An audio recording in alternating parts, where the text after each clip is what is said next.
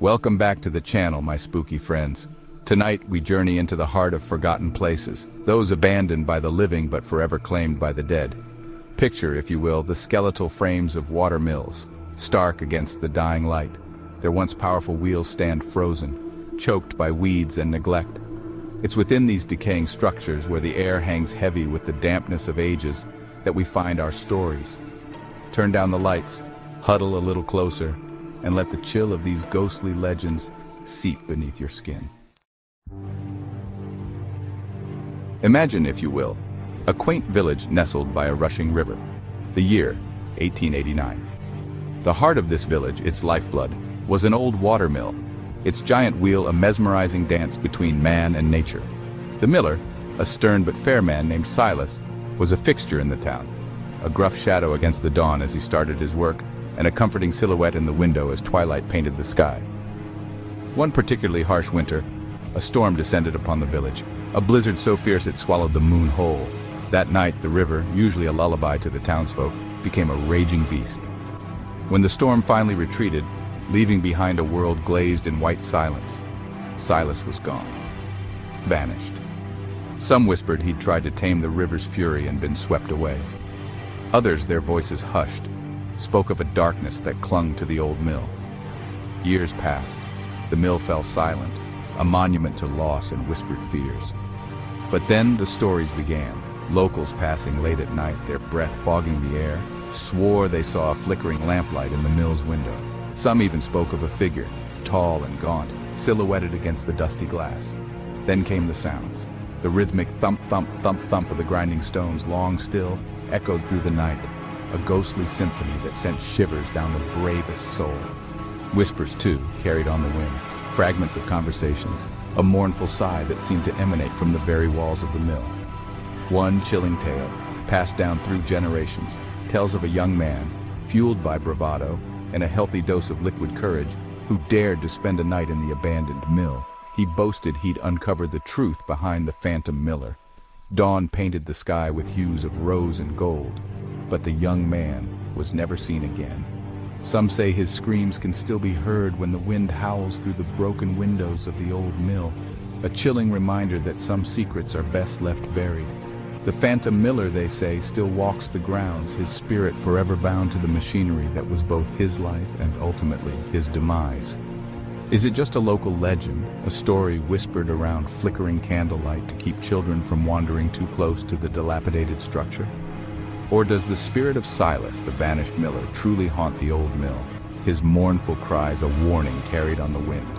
The next time you find yourself near a forgotten watermill, its wheels silent, its windows like vacant eyes, listen closely. You might just hear the echo of grinding stones, or perhaps a whisper on the wind, a ghostly echo of the phantom miller forever bound to his watery grave.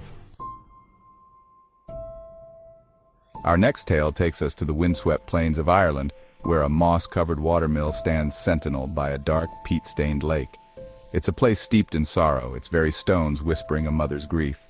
They say that time heals all wounds, but in this place, time seems to have stopped altogether, frozen by an unspeakable tragedy. The story goes that centuries ago, a young woman named Saoirse lived in a cottage nestled near the mill. Her life was one of simple pleasures, her days filled with the scent of baking bread and the laughter of her young son, Finn. He was a bright and curious child, his eyes the color of the summer sky, his laughter as clear and pure as the water that rushed through the mill race. One fateful afternoon, as Saoirse hung laundry by the lake, a gust of wind snatched Finn's wooden toy boat and sent it sailing into the swirling current. Finn, in a moment of childish impulsivity, raced after it, his small legs carrying him towards the water's edge. Saoirse, her heart in her throat, called out to him, but it was too late. The current, swollen by recent rains, caught Finn in its icy grip and dragged him beneath the surface. Time, it seemed, stood still as Saoirse watched in horror, her screams swallowed by the roar of the water. Frantic, she searched for her son, her fingers raw from clawing at the unforgiving water. Days turned into weeks, weeks into months. But Finn was gone, swallowed by the depths of the lake.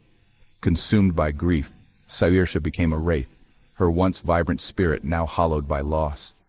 It's said that she wandered the banks of the lake, her cries echoing through the night, searching, always searching. One night, her heart broken beyond repair, Saoirse stepped into the churning water, choosing to embrace the same fate that had taken her beloved son.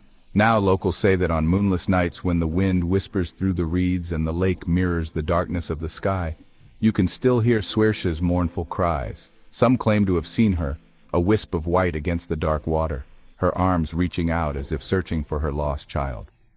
They say that if you listen closely, you can hear the faint melody of a lullaby carried on the wind, a mother's love echoing through the ages, a chilling reminder that some wounds, even time, cannot heal. The watermill stands as a silent witness to this heartbreaking tale, its moss-covered stones forever marked by the tragedy of the weeping woman and her lost child. So the next time you find yourself near a secluded lake, its surface as black as grief, listen closely.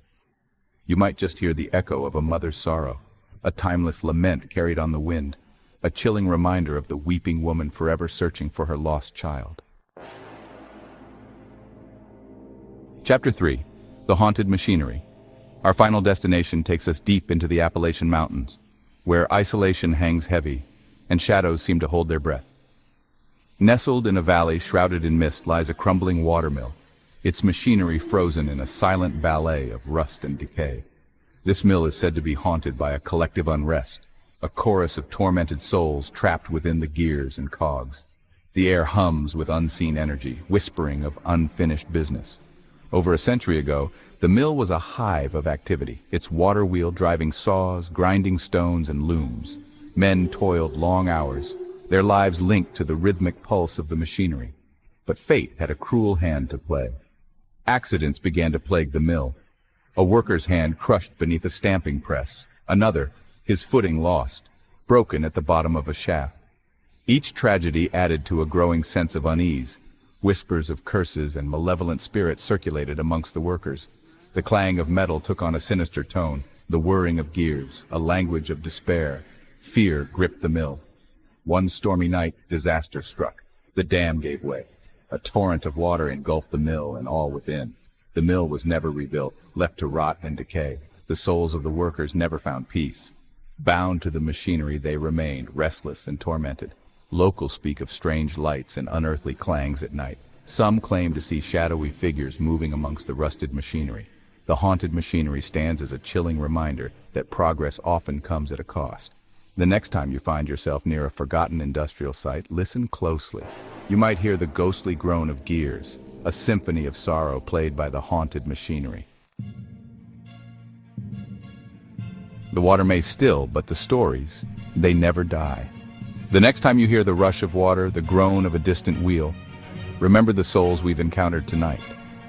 Their stories, though chilling, remind us that even in the darkest corners, even in the face of unimaginable tragedy, the human spirit, in some form, endures.